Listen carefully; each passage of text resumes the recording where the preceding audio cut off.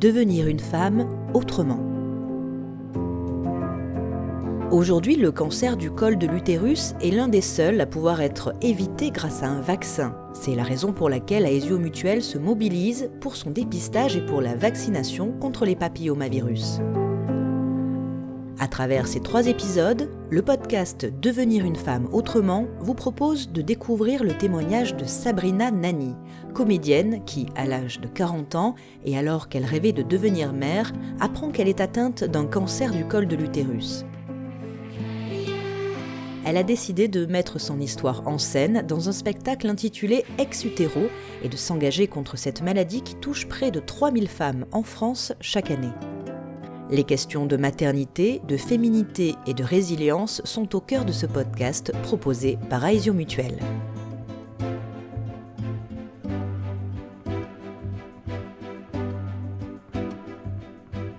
Dans ce premier épisode, Sabrina Nani partage avec nous les émotions complexes et les défis auxquels elle a dû faire face suite à l'annonce de la maladie et à l'impossibilité d'avoir des enfants. Il y a 7 ans, Sabrina menait ce qu'elle nomme une vie normale. Elle travaillait comme chargée de développement dans une multinationale et faisait du théâtre en amateur par passion. La suite, c'est elle qui la raconte. J'étais célibataire, donc je venais à peine d'avoir 40 ans et forcément avec une horloge biologique qui tournait un petit peu. Donc j'avais fait quelques tests chez le gynécologue concernant ma fertilité. Résultat qui n'était pas complètement foufou. Mais bon, de toute façon, il y a multiples possibilités à ce moment-là de se dire c'est pas grave, on continue. Donc je pars en vacances et à mon retour de vacances, je dois subir une conisation. Parce qu'on a découvert chez moi des lésions précancéreuses, mais rien de très grave a priori, surtout parce que c'est quelque chose dont on ne parle pas forcément. Quand on en parle avec d'autres femmes, on se rend compte que des conisations, mais beaucoup de femmes en ont eu, et que c'est une opération qui est complètement bénigne, qui se fait en ambulatoire, on rentre le matin, on sort à 14h. Alors après, on m'avait bien expliqué qu'en fait, une conisation, c'est qu'on coupait un morceau du col, et que le col, c'est comme un ballon, quand on gonfle un ballon, c'est ce qui permet de tenir. Pendant une grossesse, c'est ce qu'on tient au ballon. Et donc, plus on raccourcit ce qu'on peut tenir, plus c'est difficile de mener à terme une grossesse. Donc, c'était ça où je me disais, bon, de toute façon, c'est pas grave. Si jamais, quand ça m'arrivera, je vais faire une grossesse allongée devant Netflix. Voilà. Donc, c'est tout. Et puis, après, je reprends ma vie, donc, et j'attends des nouvelles. Je m'inquiète pas. Jusqu'au jour où je reçois un coup de fil de mon gynécologue à 21h, un soir en semaine. Et là, il me dit « J'ai eu les résultats de vos examens, votre problème n'est pas réglé. Il faudrait que vous passiez à mon cabinet quand vous pouvez. » Mais pas une seule seconde, j'ai imaginé que ça pouvait être le cancer. Pour être tout à fait honnête, les mots restent très très flous. Je me revois dans son cabinet où il me dit quelque chose et après il me dit « c'est un cancer, nous allons devoir vous retirer l'utérus ». Je suis restée muette en fait. Voilà, je l'ai écouté. Là, il y a pas de mots en fait. Je me revois, j'ai juste une larme en fait qui a coulé comme ça et à partir de là tout va très très vite. Et vous cherchez pas à poser des questions, à en savoir plus, vous êtes sidéré sur ce moment. Et vous rentrez chez vous comme ça ? Je rentre chez moi. Alors justement, j'avais aussi un projet de spectacle avec une amie qui est auteure. Et on avait dans l'idée d'écrire un spectacle sur justement les femmes de 40 ans qui n'ont pas encore d'enfants, avec l'horloge biologique qui tourne, etc., etc. Et le fait est que le jour de l'annonce, j'avais rendez-vous avec elle. Et je devais retourner travailler le lendemain. Je suis rentrée. J'ai eu un coup de fil de l'hôpital Saint-Joseph qui m'appelait pour me savoir si je confirmais le rendez-vous avec l'IRM qui avait été pris le lendemain, que je n'avais donc pas pris moi. J'ai dit oui. C'est pas le tapis rouge, c'est le tapis bleu qui s'est ouvert devant moi, le tapis bleu de l'hôpital. Le jour où j'ai eu les résultats, c'est le jour où je suis allée voir le chirurgien oncologue qui, à partir du moment où il a commencé à me parler de protocole, de chirurgie, éventuellement de chimiothérapie, de radiothérapie. Et là, j'ai compris. Et donc, il a dû se passer une toute petite semaine entre le moment de l'annonce et le moment où j'ai intégré le fait que j'avais un cancer. Et puis, il y a eu l'ablation de l'utérus. Donc, il a tenté de m'expliquer un petit peu ce qu'il allait faire. Ou pareil, il faisait des dessins que je ne comprenais pas. Il parlait de cellules sentinelles. Il m'a proposé aussi de me remonter les ovaires. Alors, pourquoi ? Et j'ai pas eu la réponse tout de suite, mais en fait, l'idée étant de me remonter les ovaires parce que j'allais avoir un traitement de radiothérapie, que je n'avais que 40 ans, et pour essayer de m'éviter la ménopause. Donc aujourd'hui, pour être tout à fait franche, j'ai encore mes ovaires, je ne sais pas du tout où elles sont. Voilà. Bizarrement, j'ai pas eu de sentiment de colère. À aucun moment, je me suis roulée par terre en tapant du poing en disant c'est pas juste, c'est pas juste, c'est pas juste. Ça, c'était plus la réaction de ma mère. Ce qui m'est venu spontanément, c'est par rapport à cette histoire de spectacle que j'avais en cours avec cet ami auteur, c'est de lui dire là, ce qui m'arrive aujourd'hui, le fait qu'aujourd'hui je puisse être prise en charge, c'est parce que j'ai fait un frottis. Et moi, les frottis, je savais pas à quoi ça servait. Et je pense que je suis pas la seule. Donc, on va changer de fusil d'épaule, on va continuer à parler de femmes, de maternité, de quelque chose. Mais ce qui m'arrive aujourd'hui, ça n'arrive pas par hasard. Et moi, ce que je veux, c'est dire aux femmes, faites votre frottis. Moi, faire un frottis, ça m'a sauvé la vie. Parce que si moi je ne l'avais pas fait, au stade où j'en étais, au niveau de mes lésions précancéreuses, si je n'avais pas fait ce frottis, aujourd'hui je vais m'en sortir parce que j'en suis à un cancer débutant, mais ça pourrait être beaucoup plus grave. Et c'est grâce au frottis que je vais m'en sortir. Encore une fois, la thérapie pour moi, elle n'a pas du tout été au niveau du cancer. Elle a été plus tard, mais beaucoup plus tard, ça a été une catharsis au niveau de la maternité, ou de la non-maternité plutôt. Mais vraiment, moi, mon objectif, c'était de dire prenez soin de vous, ça peut vous sauver la vie. Une consultation gynécologique une fois par an, un frottis tous les 3 ans, etc., c'est pas du vent. Mais moi, je faisais partie de ces femmes qui n'en avaient rien à faire. Et donc, je me suis faite opérer. La première chose à laquelle j'ai pensé au réveil, c'est de me dire ça y est, j'ai plus d'utérus. Ça y est, c'est fini. Parce que, voilà, ça ne se voit pas, mais ça y est, j'en ai plus. Et puis après, je ne me rappelle plus. Et est-ce que vos projets de vie basculent à ce moment-là, se réorientent ou pas encore ? C'est un peu tôt pour tout réorienter. En revanche, j'ai l'anecdote de cette... j'avais un appartement qui était... c'était un assez grand appartement qui était considéré comme un 2 pièces, mais on avait mis une cloison pour faire 3 vraies pièces, que j'ai toujours gardé pour le jour où j'aurais besoin d'une chambre pour mon enfant. Eh bien, j'ai pété la cloison. C'est-à-dire que j'ai aussi beaucoup vécu en attendant de, et c'est un peu aussi à l'âge laquelle j'avais, même si je n'avais que 40 ans, c'était vraiment quelque chose qui tournait beaucoup dans ma tête. Et à la fois, c'était douloureux, et en même temps, c'était un peu cette épée de Damoclès de l'horloge biologique qui est tombée. Là, aujourd'hui, si on me demande pourquoi j'ai pas d'enfant, c'est parce que je n'ai plus d'utérus. C'est pas parce que j'ai pas trouvé le bon, pas parce que j'y arrive pas parce que machin. Et c'est comme si ça validait quelque part le fait que je n'ai pas d'enfant. J'ai cassé cette cloison et j'avais un salon immense qui était magnifique, qui était super, dont je pouvais jouir totalement, seule, mais j'avais un grand salon. Et depuis, j'ai déménagé. J'ai un 2 pièces, un vrai 2 pièces. Le fait d'avoir continué l'aventure de mon spectacle m'a beaucoup aidée. Mais il y a toujours des choses qui sont un peu... on va pas se mentir, je pense qu'on sort jamais indemne d'une épreuve comme celle-ci. Maintenant, moi, je m'en sors plutôt pas trop mal, je pense. Même si, il y a des petites plaies ouvertes, faut pas gratter trop pour... Est-ce qu'on peut parler d'un deuil de la maternité? Est-ce qu'il y a un travail de deuil finalement? Comment ça s'appréhende? Vous parliez de ce travail de création. C'est peut-être aussi une sorte d'antidote au deuil, la création. Oui.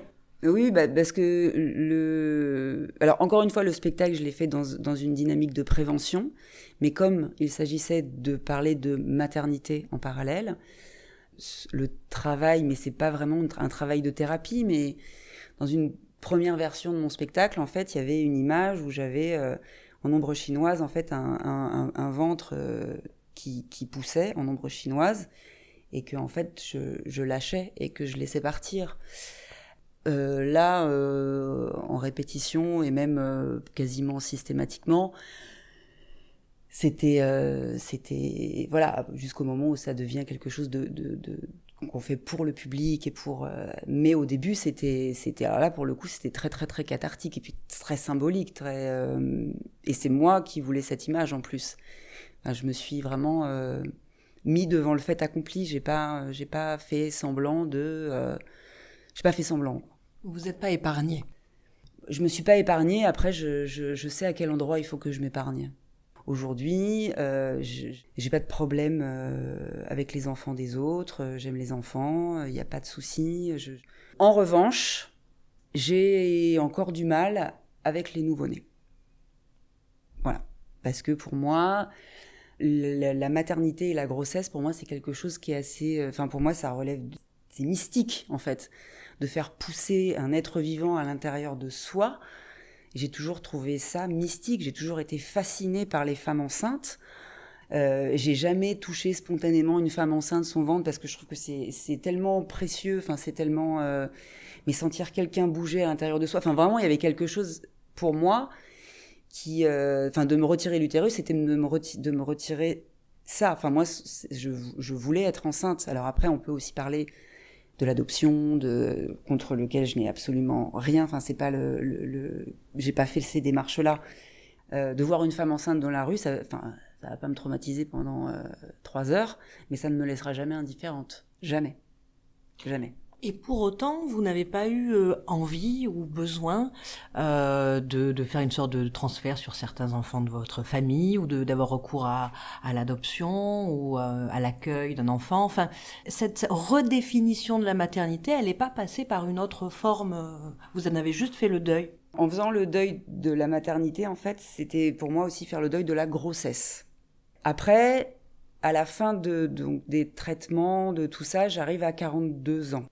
Je connais le principe et les rouages de l'adoption, car j'ai une de mes meilleures amies, j'ai vécu à ses côtés l'adoption. Et je sais que c'est très difficile. Et je ne me suis pas senti les épaules ni le courage, après cette première épreuve, d'en vivre une deuxième. Je n'ai pas eu le courage et de le faire seule, parce que donc, du coup à l'époque j'étais toujours seule. Enfin, voilà, il y a aussi l'idée de construire une famille. À l'époque où je pouvais encore aller me faire inséminer là où c'est possible, j'hésitais parce que j'avais envie de construire une famille. Donc construire une famille avec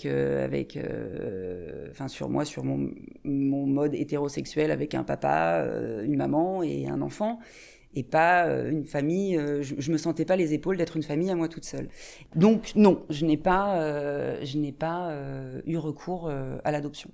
Et vous continuez donc la rédaction avec votre ami auteur, la rédaction, l'écriture, la conception de ce spectacle, Ex Utero, et que vous menez finalement à terme. Vous avez eu des aides, des soutiens, un accompagnement pour arriver à ce travail de création, puisque c'était pas votre métier, vous faisiez du théâtre, mais en amateur en fait depuis longtemps. Voilà, je faisais et c'est cette opportunité qui s'est présentée et donc qui est arrivée au moment où, et dans ces moments-là, on se dit, il n'y a pas de hasard.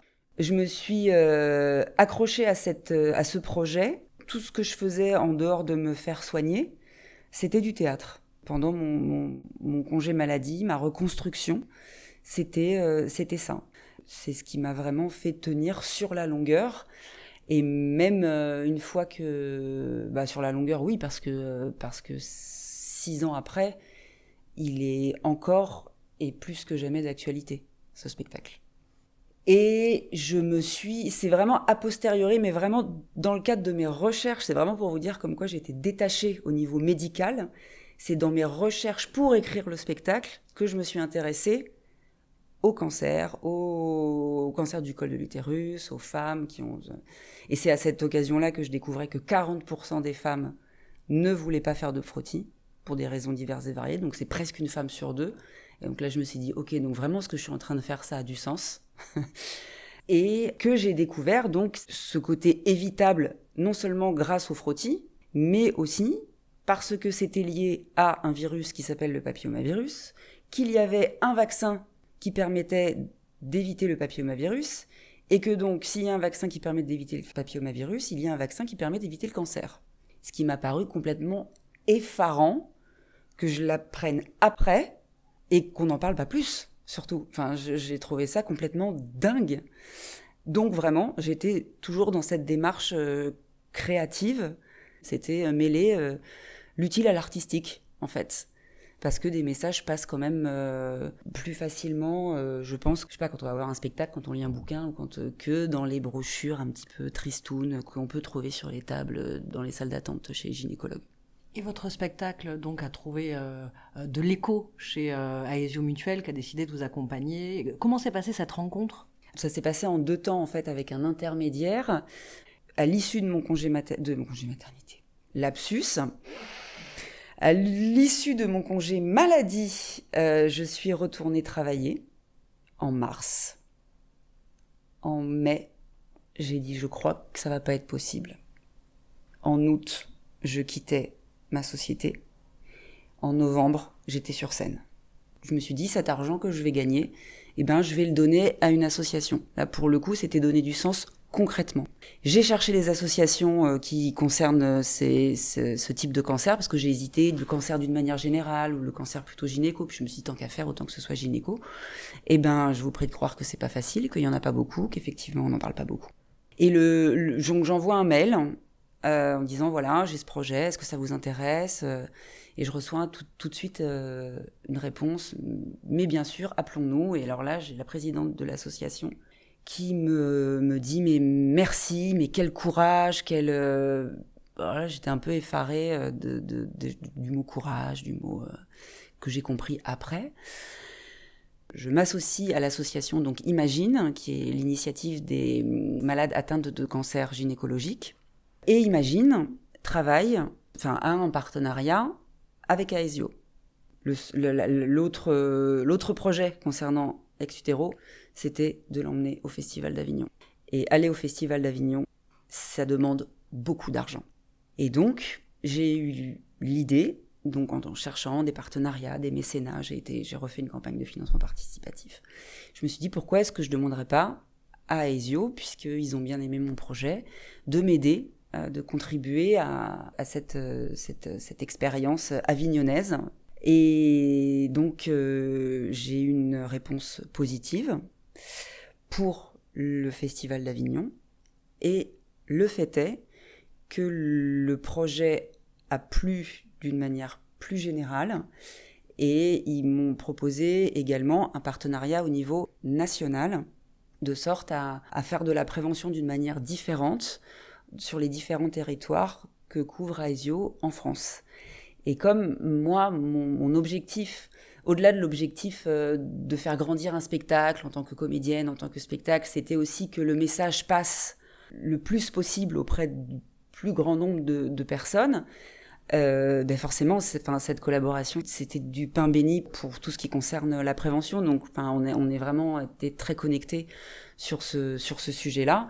Et donc, je ne pouvais rêver mieux pour faire cette tournée, pour toucher le plus de personnes possible de manière un peu décalée et aussi un peu drôle, et faire de la prévention de manière, j'allais dire intelligente, mais je ne sais pas si c'est le mot.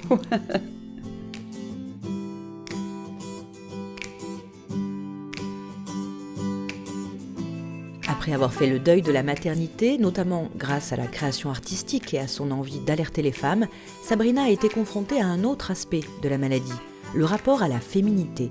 Dans le prochain épisode de Devenir une femme autrement, Sabrina Nani explorera avec nous les étapes qui lui ont permis de reconstruire sa féminité et de retrouver sa confiance et sa force intérieure.